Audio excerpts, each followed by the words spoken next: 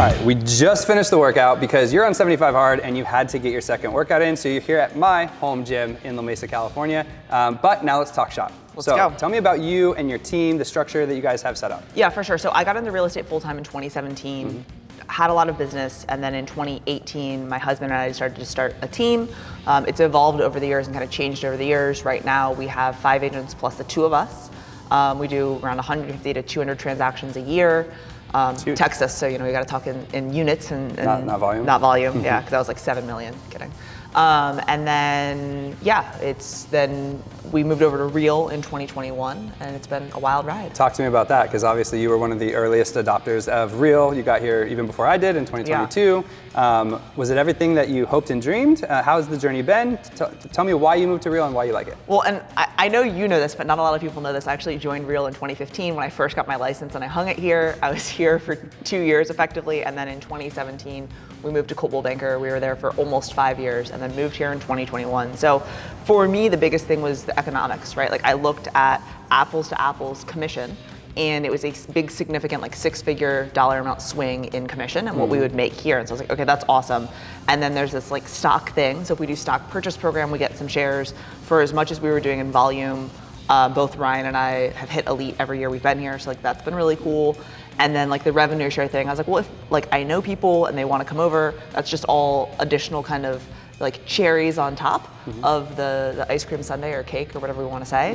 But like the biggest thing was just like the commission, right? So when we look at the model and we look at the financials, it was such a significant change for us. And obviously now has been a very significant change over the years as we've grown with Real. Sure. There's other models though that are maybe even lower costs if you think about like super like fluffy models and things like that. What was it about Real that really caught your eye aside from the economics? So I think there were really 2 things. The first being obviously the culture, and then the second being the ability to build, right? And so the culture for me, I had seen a lot of people in 2021 make the move over. Tim actually called me because Tim Macy. Yeah, Tim Macy called me because Tamir and I were Facebook friends, and like I was the only person that Tamir was friends with that Tim knew. And so Tim called me when he was moving over, and I was like, dude, like that's such an awesome move for you. I love that. And like he was planting seeds. I know he was planting seeds now. But like a lot of my friends had come over, people I knew and respected. And so that was like part of it, right? Just like being in business with friends and doing things. But then the building thing has been really cool, and being able to kind of help to, have your fingerprints on the company kind of thing, but have just a hand in some of the things that we do and give input and stuff like that. Well, you're talking about building, and so obviously you're talking about building the team because we're in all 50 states, so you can go nationwide, but you're also talking about agent attraction and building a network, right? Talk to me about that, because you've grown into one of the top 10 builders in the entire company now with a network of 3,500 plus at this point. Obviously, I don't think you made the move for that, but you said that it's now grown and become a thing. Talk to me all about how you got successful in that realm, what it entails, and what it's meant for you guys. Yeah, it's funny because I truly didn't understand revenue share. Me neither. Like I was like, can you explain it to me? And like Tim will explain it to me. And I now think I'm like, it's probably Tim didn't explain it well, but he like explained it to me, and I'm like, I don't understand this, but like cool, if I bring people over, I'll make money, and like I should put my agents on my tier 1. Cool, got it, Obviously I think that I understand it a little bit better now, but the biggest thing I can attribute my success to is relationships, right? And so there are a lot of companies out there that say, hey, if you join us, we will give you these text templates, or we'll have recruiters text for you, or we'll have cold callers call for you and do all of these things. And like, oftentimes that does help to bring people over, but those aren't sticky relationships. And it's very difficult, like once someone is here, to then kind of like build that rapport, to be like, hey, like welcome, let's be friends now. It's way easier to be like, hey, we're friends, let's do business together. And so when I look at my network and I look at the people in my group, and just the people I know at the company that have grown a ton, it's normally because they have really good relationships either with people at their current brokerage when they make the move, or previous brokerage, when they have good relationships in like coaching communities, they're speakers, or they're just very connected people, right? Like the people that go to a mastermind or they go to a happy hour, and like they're always the ones that know someone, or they're like, oh, you need someone in, Denver, you need someone in Boise, I've got 2 people, let me send you a contact card, right? Like we were texting the other day, and like a person asked for someone on your thing, and I was like, oh, here, I've got a guy, right? So I always like want to be that person. But the people that are most successful, I think, with agent attraction at the company are the ones that like just have really good relationships throughout the industry. Yeah, I think there's a lot less focus on recruiting, and it just happens to be you're already doing the thing at a high level, and so you attract a lot of people who are like-minded and then want to be a part of it. Well, and I think that it's like oftentimes people are like, oh, it's because, you know, and you have this too, and I think you've probably heard this, like, oh, well, you have a great following on Instagram, so that's why you've built a network, and it's like, all of that came from, I think, pouring into the industry and pouring into things, even on a smaller scale. Like we were joking around about the things that we did 10 years ago, you know, and how that kind of all set into motion where we are today. And so for someone who doesn't have a network or hasn't brought anyone over to the company and they want to, it's like, how can you pour more into the communities that you're in? And like, I know it's very cheesy, but like then like the payoff down the road will find you, but it's like hard to kind of see that when you're in the today moment. For sure. What do you see as the future of Real? And I know that's a loaded question, and so I'm just saying, like, we've been now a 10-year company, although it's been kind of 5 in its current iteration. We've hit 33,000 agents now. Yeah. But you and I have discussed, you know, about the goal, the stretch goal of 100,000. And what is it going to take for Real to go from 33,000 to 100? What do you see as the next phase over the next 3, 5, 7 years? So when I look to the future, I first look back, right? And so I look at kind of what's gotten us here, and we know the like what got you here won't get you there phrase, and I think we've said it to each other 15 times in the past week. Absolutely. But when I look back and I look at the things that we were successful with, a lot of it was in spite of what the brokerage was doing, right? And so like when I came over in 2021, like we were having issues with payments, we were having issues with transactions, like none of the systems read to each other. A lot of small startup companies have these, right? In the early days. And so, you know, all of that was like, some of that was difficult to have to work through, but like now, like we own all of our technology, like we have, you know, all of the development teams, like the product teams and the development teams and the tech teams, and like, you know, Jenna's team has a team, right? And so like, we're able to be way more nimble. So with that, I think when we look at growth, it's less of like the one-on-one and more of like, I see Real in more of like a world of helping bigger brokerages to come over and use us as their platform, but still run kind of their own operations.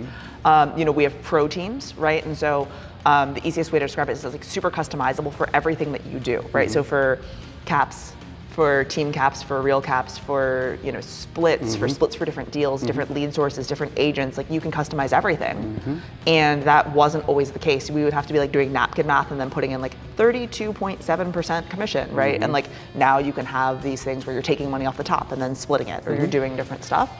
So all of that to say, I see more brokerages moving over, especially with private label, where they can keep their branding and they can keep their stuff. Huge, you know, I see, obviously the world is very noisy right now with like, you know, Compass and the Anywhere, you know, merger, acquisition, whatever we want to call it. But that move, and I see things like that happening, maybe not on that scale, but on smaller scales and things like that. And I think that Real will probably be a part of things like that because our model and platform are so customizable. It'll allow people to make the move and not have to just upend their entire business like many of our indie brokerages did 2, 4, 5 years ago. Like they just had to shut it all down. Now they'll be able to kind of be a little bit more hybrid than previously. Yeah, for sure.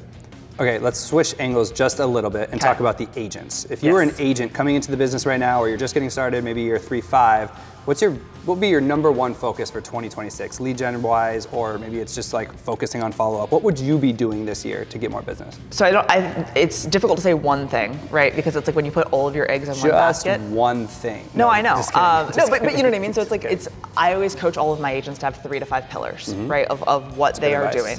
And so one of their pillars is always like team generated leads and team generated stuff. But then, you know, I think the things that I coach my agents to is like most of them have a farm where they live, right? And so they do a lot of like, you think about like live, work, play, and like that little triangle, focusing in on that and being that. And like we're at your gym right now, which is like what, less than 10 minutes from your house? It's 5 minutes, you know, and so this is kind of your like zone where it's like you came in here and you're giving everyone fist bumps, giving high fives, like you know everyone by name kind of thing. My people. Right? Yeah. And so like that's where if you were selling real estate in here, like I would focus all of your efforts in making content, doing highlighting restaurants, like all of that, if that's where you want to work, right?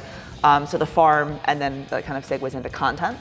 And so I think that building a personal brand now is one of the most valuable things that you can do, especially for real estate agents, because it makes you recognizable. And when you do content at a local gym, then like that gym, then it's like, oh man, like that Jason guy, he's so great. Like you're always top of mind for them. And so that's something that, again, long-term play, but like building a brand is huge for me. And then I think from there, it just depends on what your kind of zone of genius is and where. Good call there. Yeah, where. Heard that talk before. I've heard something like that. Talk. Yeah. Great talk. Rev B 2025. Huh. Weird. Anyways, no, but like where you want to operate. And so for some people that is door knocking, for some people that is open houses, for some people that is just doing social media. But like, I think that you just need to be multifaceted in some way. Yeah. And so building that personal brand, focusing on where you live and like loving on your community. And then from there, just picking 1 to 2 lead pillars and working those really, really well until you maximize them and do them well. And like last night we were at dinner with like Byrne, and he like has recently started a new Instagram channel and a new YouTube channel. Shout out to Byrne McGovern, San Diego, California. Yep. But like he had already mastered the one YouTube channel, and now he's layering on more. If he would have tried to do all of that at once, he would have failed. Totally. Yeah. So, well, landing the plane. What's next for Katie Day in 2026? Whether that be, because we've talked a little bit about the 100,000 agent 100 count. million. The 100,000 goal, Science of Scaling, which is the book that you're turning into kind of a workshop along with Noelle and kind of some of the real peeps. Talk to me about what's next for you this year. What's your focus on, both from a real side as well as like a real estate life side? I think from the real side, when we talk about like the what got us here won't get us there, I think one of the things that did get us here and that is so great about our community is our community. And I know that I kind of stopped traveling as much, stopped going to live events as much, and like people crave community and live events. And so, you know, with the Further Togethers that, you know, we did last fall and then now we're doing in the spring, like the entire idea is like doing events that are like for agents, by agents, where we're pouring into our own communities, right? On a kind of grassroots basis and level. And it's, you know, every agent that hosts them, like they're the ones that are responsible for putting everything on and finding sponsors and like being on the hook for everything for it. And I mean, you did one, right? So like, you know how stressful it is, but like, doing more of those, supporting our agents to do more of those. And then with the whole Science of Scaling, like we're sitting at 33,000 agents now, 30,000 plus or minus, right? We say, hey, could we get to 100,000 by the end of the year? And if so, what will we have to like break down and change? And so for me, those are like one-to-one conversations of like, okay, Jason, what does that look like for you? If you're at X, how do you get to Y? Yep. And then it like every single person I've had that conversation with, there's like you see the like doubt and then that like breath, and they're like, well, I'd have to A, B, C, D. And it's like, okay, well then how do we implement that and how do we make that into something that you can be accountable to every single week? Right? Because like, I mean, we can make all of these goals and make all of these things, but if we have no framework or structure to get there, it's never gonna happen.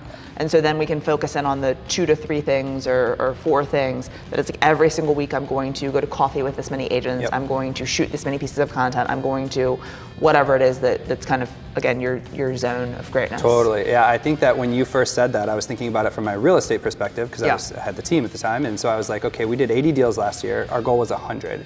Well, what if our goal was 500? I'm like, well, obviously, so the first thing that comes to your mind is like, obviously I can't do that, like how would you do that?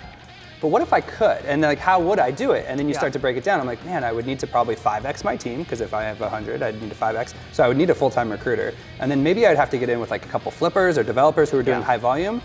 How would I find them? And so you start thinking about it, even in a rhetorical sense, like what it would take to then build that type of business. And I really love the thought. Obviously, it's from the book, but you guys are putting it into play, both in the real estate space and then in the real space as well.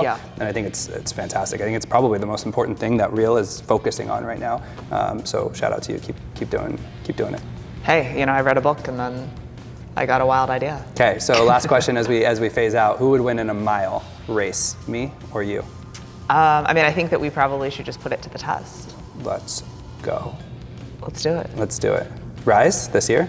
I can try to find a track. I think we can find a track somewhere. We go find a track in Las Vegas and put some money on the line. You're on. The bet is on. Let's go. Let's go.